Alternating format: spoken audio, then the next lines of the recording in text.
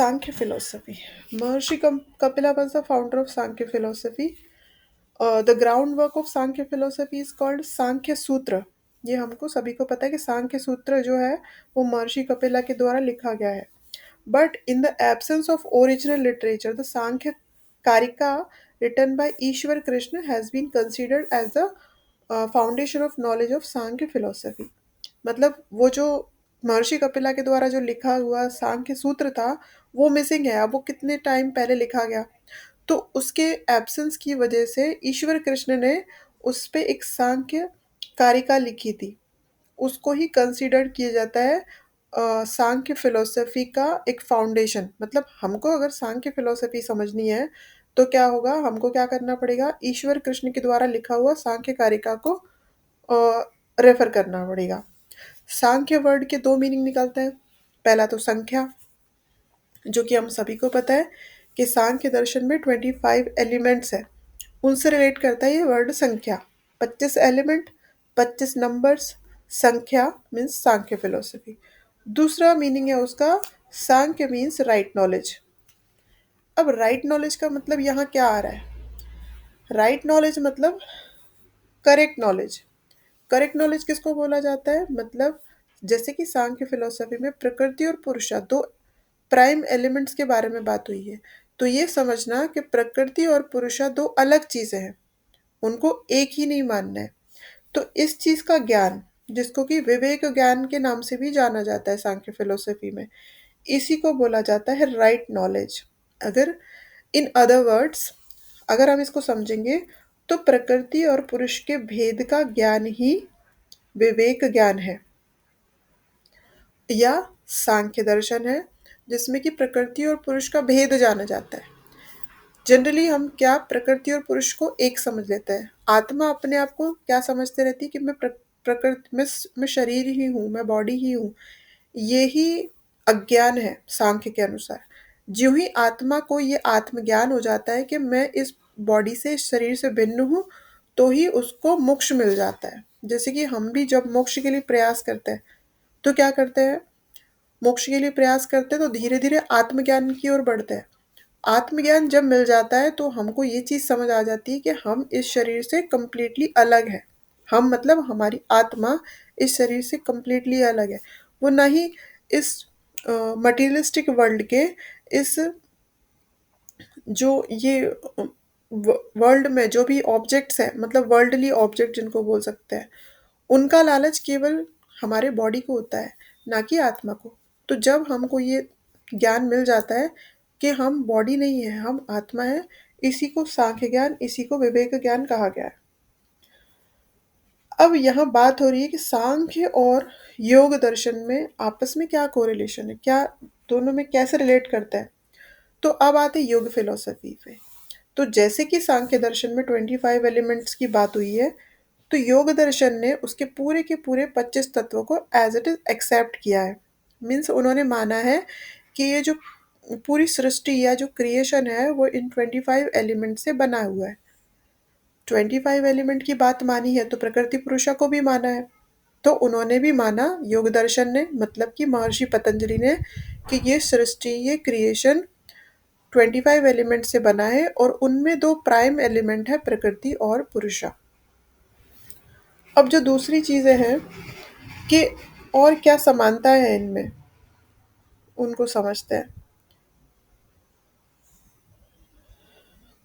तो एक सेकेंड. तो जैसे कि हमको पता है कि सांख्य भी एज इट इज सारी चीज़ों को मानता है, तो क्या चीज़ें हैं जो उनके लिए सिमिलर है और क्या चीज़ें हैं जो उनके लिए उनमें अलग अलग है. तो फर्स्ट थिंग ये है कि जब सांख्य में ये माना गया प्रकृति और पुरुष के भेद को, अगर मोक्ष की बात की जाए, मोक्ष को देखा जाए, तो दोनों में देखते क्या क्या समानता है. सांख्य कहता है कि प्रकृति और पुरुष का भेद ही मोक्ष, जान लेना ही मोक्ष है. जिसको भी ये ज्ञान हो गया कि प्रकृति और पुरुष अपने आप में दोनों दो अलग चीजें हैं, ठीक है, तो ये ही मोक्ष है, ये जान लेना ही मोक्ष है. लेकिन योग फिलोसफी क्या कहती है, योग फिलोसफी क्या कहती है कि प्रकृति और पुरुष को जो जान लेने का ज्ञान है ना, उसको ही उन्होंने मोक्ष कहा है। लेकिन योग फिलॉसफी इसी को प्रैक्टिकली करने बोलती है कि प्रैक्टिकली आप इस चीज़ को फ़ील कीजिए, ना कि थ्योरेटिकली कि बस समझ लिया। क्योंकि योग दर्शन के अकॉर्डिंग योग वर्ड का मीनिंग क्या है? योग मतलब किसका? बॉडी और माइंड का कनेक्शन। और महर्षि पतंजलि के अकॉर्डिंग योग का डेफिनेशन में लास्ट क्लास में क्या पढ़ा था? योग चित्त वृत्ति निरोध। जो चित्त की वृत्तियों का निरोध ही योग है। और योग उस चित्त की वृत्तियों का कंप्लीट निरोध हो जाने के बाद में हमको कौन सी अवस्था प्राप्त होती है? मोक्ष की अवस्था। तो दोनों बात एक ही कह रहे हैं, मोक्ष की अवस्था प्राप्त होती है, बट दोनों क्या कह रहे हैं? एक थ्योरेटिकली उस बात को समझा रहा है और दूसरा प्रैक्टिकली, ऐसे समझ सकते हैं। तो मोक्ष के बारे में दोनों के विचार एक ही है, लेकिन सांख्य उसको बोलता है फिलोसफिकली, और योग दर्शन उसको बोलता है प्रैक्टिकली, कि आप एक्सपीरियंस कीजिए। कैसे करेंगे? तो योग ने उसके लिए क्या रास्ता बताया? योग ने कहा है कि आप उसके लिए अष्टांग मार्ग पे चलिए मोक्ष पाने के लिए, न कि केवल प्रकृति और पुरुष के भेद को जानो। उसके लिए जानने के लिए आपको अष्टांग मार्ग अपनाना पड़ेगा। कौन सा अष्टांग मार्ग है? यम, नियम, आसन, प्राणायाम, प्रत्याहार, धारणा, ध्यान और समाधि। मतलब इन इस स्टेप बाय स्टेप जो एक सीढ़ी है, उस सीढ़ी के पहले स्टेप पे, देन सेकंड, देन थर्ड, इस तरीके से आगे बढ़ते हुए आपको मोक्ष प्राप्त होगा। ना कि केवल थ्योरेटिकली जान लेने से होगा, आपको उसके लिए प्रैक्टिकली अप्रोच रखना पड़ेगा योग को या मोक्ष को प्राप्त करने के लिए। मतलब एक उसी का जब हम किसी चीज़ को ज्ञान अचीव करने के लिए हम बुक्स पढ़ते हैं। जैसे कि आप है योग में अभी, तो आप क्या कर रहे हैं? अभी योग को आप दोनों तरीके से जान रहे हो। आप इवनिंग में क्लासेस करते हो अपने फिलोसफी के या योग से रिलेटेड जो भी सब्जेक्ट्स हैं आप उनको पढ़ते हो थ्योरेटिकली, और मॉर्निंग में आपके योगा क्लासेस होते हैं, तब आप उसको प्रैक्टिकली करते हो, प्रैक्टिकली अप्लाई करते हैं आप। तो क्या हो रहा है? ये दोनों तरीके से, तो ऐसा ही और कुछ सांख्य और योग का रिलेशनशिप है। दूसरी बात, दोनों में एक और क्या समानता है? पहली बात तो मोक्ष के बारे में हुई बात। दूसरी है, दोनों ही अ, एक ड्युअलिटी को मानते हैं, अ ड्युअलिटी ऑफ एग्जिस्टेंस। मतलब कि इस सृष्टि का कारण प्रकृति और पुरुष है। ऐसा हमारे एग्जिस्टेंस का कारण प्रकृति और पुरुष है, ऐसा सांख्य दर्शन भी मानता है और ऐसा ही योग दर्शन भी मानता है। वो कौन से दो कारण हैं? वो है प्रकृति और पुरुष। पुरुष मीन्स कॉन्शियस सेल्फ, या जिसको बोला जा सकता है प्योर कॉन्शियसनेस, जो कि अनचेंजिंग है, जो कि एक विटनेस है, जैसे कि हमारी आत्मा। आत्मा कैसी है? उसमें कोई चेंजेस नहीं होते, उसमें खुद में कोई चेंजेस नहीं आते, वो केवल बॉडी चेंज करती है। उसकी बॉडी का रूप अलग अलग हो सकता है हर जन्म में, बट आत्मा अपने आप में ना ही चेंज होती है, ना उसमें कोई भी किसी भी टाइप के मॉडिफिकेशंस होते हैं। वो अनचेंज्ड है, वो एज इट इज़ रहती है, सिर्फ और सिर्फ वो बॉडी चेंज करती है। तो पुरुषा कैसा है? एक कॉन्शियस सेल्फ है। और आत्मा को विटनेस कहा गया है, या जिसको पुरुषा कह रहे हैं उसको विटनेस क्यों कहा गया है? बिकॉज वो हर चीज़ को विटनेस करने का काम करती है, एक दृष्टा, एक साक्षी की तरह हर चीज़ों को देखती है, ऑब्जर्व करती है, लेकिन किसी चीज़ में कोई इंटरफेरेंस उसका नहीं होता, इसलिए उसको विटनेस कहा गया है। ये क्यों पढ़ रहे हैं? बिकॉज सांख्य और योग, ये दोनों चीज़ों को, सांख्य दर्शन और योग दर्शन पुरुषा को इस तरीके से मानते हैं, उसके जो क्वालिटीज़ हैं वो इस तरीके से मानते हैं। प्रकृति को क्या कहा गया है दोनों के अकॉर्डिंग? सांख्य और योग के according, material principle, the source of all creation including mind and body. मतलब प्रकृति जड़ है अपने आप में, बट हमेशा चेंज होती रहती है। तो प्रकृति में क्या चेंजेस होते हैं? अब हमको पता है कि प्रकृति हमने किसको माना, कैसे हम प्रकृति को समझेंगे? प्रकृति मीन्स केवल वो चीज़ें नहीं जो आपको प्रकृति में दिखाई देती है, जैसे कि पेड़ पौधे, पहाड़, नदियाँ, केवल इन्हीं चीज़ों को प्रकृति नहीं बोलेंगे। ऐसी भी सटल चीज़ें, इतनी सूक्ष्म चीज़ें जो हमको अपने आँखों से दिखाई नहीं देती। मतलब प्रकृति में 2 टाइप की चीज़ें होती हैं, 2 टाइप के तत्व होते हैं। एक तो ग्रॉस एंड सटल। मतलब ग्रॉस मतलब जो दिखाई देते हैं आँखों से, फिज़िकली जो विज़िबल है, और सटल मतलब इतने सूक्ष्म जो दिखाई नहीं देते।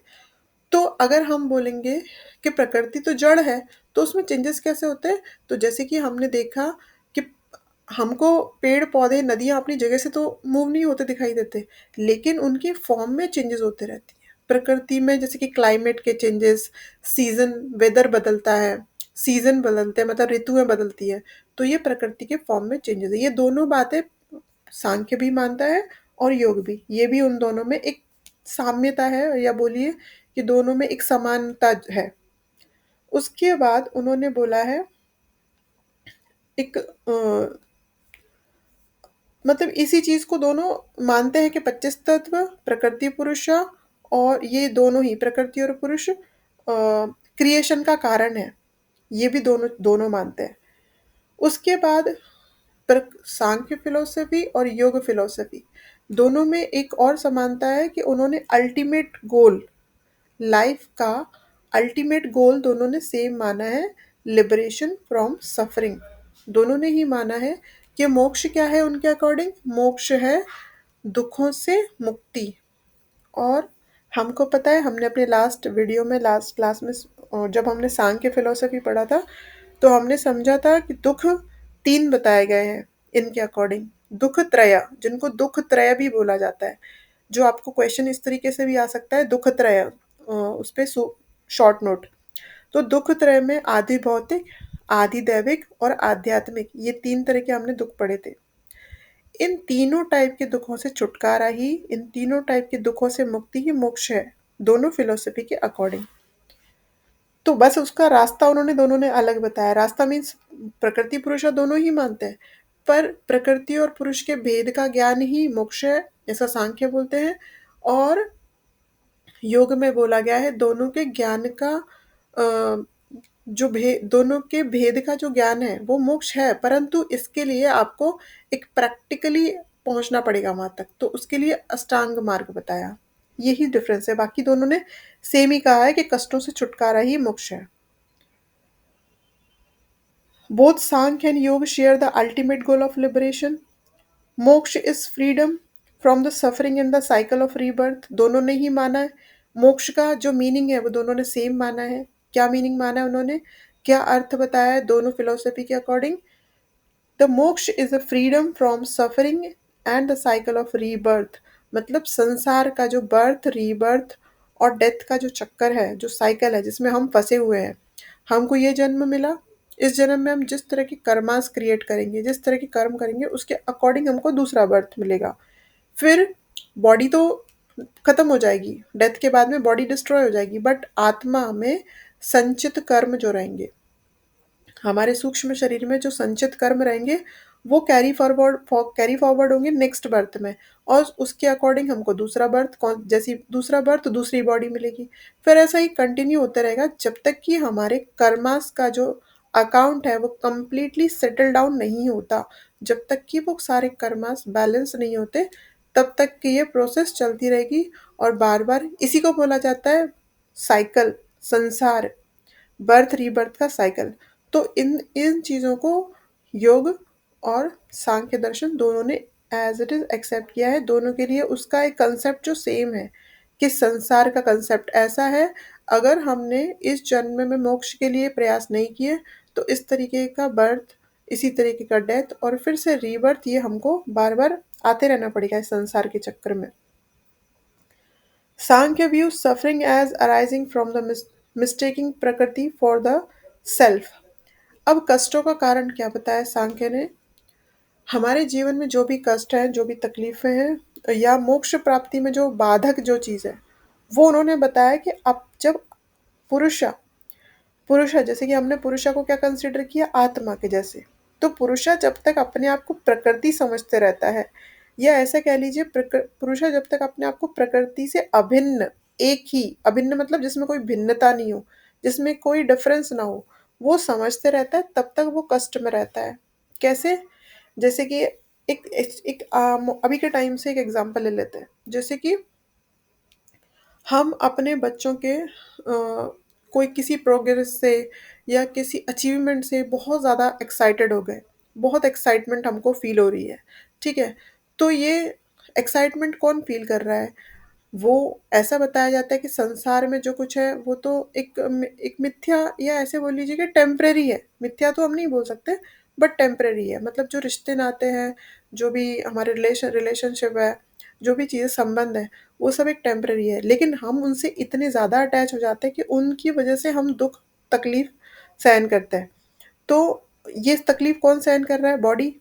और धीरे-धीरे आत्मा अपने आप को बॉडी समझने लगती है, तो आत्मा तक दुखी हो जाती है। उनके अचीवमेंट से एक्साइटेड और उनके दुःख से दुखी। तो कहीं न कहीं आत्मा अपने आप को क्या समझ रही है? मतलब हम इतने दुखी हो जाते हैं, इतने हर्ट हो जाते हैं हम, कि हमको लगता है कि बहुत बड़ा लॉस हो गया या बहुत ज़्यादा खुशी की बात है। तो ये सब कौन समझ रहा है? आत्मा कहीं न कहीं अपने आप को बॉडी के साथ में अटैच समझती है। तो इसलिए आत्मा तकलीफ़ भोगती है।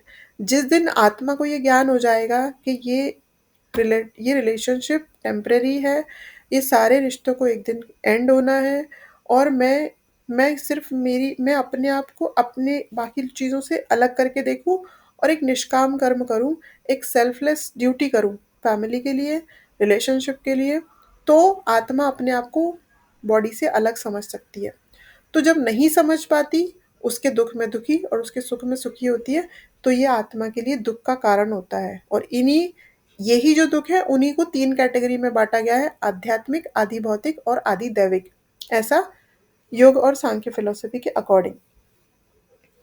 अब इसी चीज़ को, इस दुःख से छुटकारा पाने के लिए सांख्य ने तो बता दिया कि प्रकृति से पुरुष को अपने आप को अलग समझना चाहिए, और योग फिलॉसफी ने क्या बता दिया?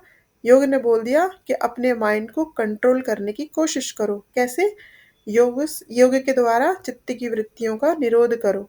और 8 रास्ते, उसके लिए 8 रास्ते नहीं, एक सीढ़ी बता दी, जिनमें स्टेप बाय स्टेप हमको आगे बढ़ना है। वो स्टार्ट होगा यम से, फिर नियम, फिर आसन, प्राणायाम, प्रत्याहार, धारणा, ध्यान और समाधि, इस तरीके से। उसके बाद में योग क्या है? The path of practice. एक प्रैक्टिस का रास्ता है, जिसमें हम प्रैक्टिस के थ्रू ही हम लिबरेट हो सकते हैं। वो 8 स्टेप के अलावा हम लिबरेशन का नहीं सोच सकते। ऐसे बोला जाता है कि अ, महर्षि पतंजलि ने क्या कहा कि अपने मन को कंट्रोल करो, मतलब चित्त की वृत्तियों का निरोध कर लो, तो उससे क्या होगा? हमारा मन कंट्रोल हो जाएगा। तो कई बार ऐसे बोला जाता है कि मेडिटेशन कर लीजिए। मन अगर किसी का बहुत स्ट्रेस है, किसी को बहुत डिप्रेशन है, तो बोला जाता है कि उनको क्या मन शांत करने के लिए मेडिटेशन कर लीजिए।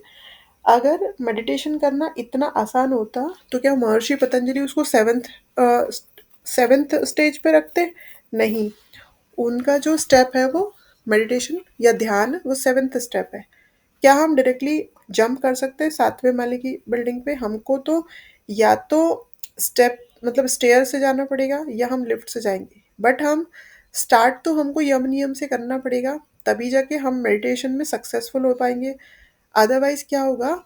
हम मेडिटेशन में बैठेंगे ज़रूर, पर हम उसमें सक्सेसफुल नहीं होंगे। सक्सेसफुल मेडिटेशन में नहीं होने का अर्थ क्या होता है? मन में विचार आते रहेंगे, और हम उन विचारों के साथ फाइट करने लगेंगे, उन पे जजमेंट करने लगेंगे, और वो हमारा मेडिटेशन किसी भी काम का नहीं होगा, और मोक्ष तो बहुत दूर की बात है, हम अपने मन को शांत भी नहीं कर पाएँगे। तो इसीलिए वो एक स्टेप बाय स्टेप प्रोसेस है महर्षि पतंजलि के अकॉर्डिंग, लिबरेशन के लिए, समाधि के लिए। इसीलिए उन्होंने इसीलिए हम जब भी योग करते हैं, तो हम केवल प्राणायाम नहीं करते, हम पहले आसन करते हैं। आसन करने का रीज़न क्या है? बॉडी में स्टिलनेस लाना। बॉडी में, शरीर में जैसे-जैसे स्थिरता आएगी, वैसे-वैसे मन में स्थिरता आएगी। मीन्स बॉडी क्या है? एक टूल है, जिसके थ्रू हम अपने मन को शांत करना सीखते हैं। जैसे-जैसे हमारी बॉड क्यों आसनों को होल्ड किया जाता है योग में? कहीं और किसी भी एक्सरसाइज़ की किसी भी टाइप में, मीन्स मैं क्या कहना चाह रही हूँ कि मोक्ष को पाने के लिए या समाधि अचीव करने के लिए क्यों आसन के थ्रू ही योग में जाते हैं? किसी और एक्सरसाइज़ के फॉर्म में हम एक्सरसाइज़ को होल्ड क्यों नहीं करते? जब हम जिमिंग करते हैं या दूसरे किसी टाइप के एक्सरसाइज़ेज़ करते हैं, तो योग के अलावा किसी भी जगह हम एक्सरसाइज़ेज़ में उन मूवमेंट्स को होल्ड क्यों नहीं करते? क्योंकि महर्षि पतंजलि के अकॉर्डिंग पहले आसन करके अपनी बॉडी को रेडी करना होता है आगे के प्रोसेस के लिए। मतलब आसन, फिर प्राणायाम, फिर प्रत्याहार, फिर धारणा और फिर ध्यान और सबसे लास्ट में समाधि। मीन्स अगर आसन में हम निपुण नहीं हो सकते, एक्सपर्ट आसन में नहीं हो सकते, तो फिर हम प्राणायाम भी नहीं कर पाएंगे शांति से बैठ के, हमारा मन उसमें भी नहीं लगेगा। तो इसलिए आसनों को एक तरीका बताया गया है बॉडी में स्टिलनेस लाने का।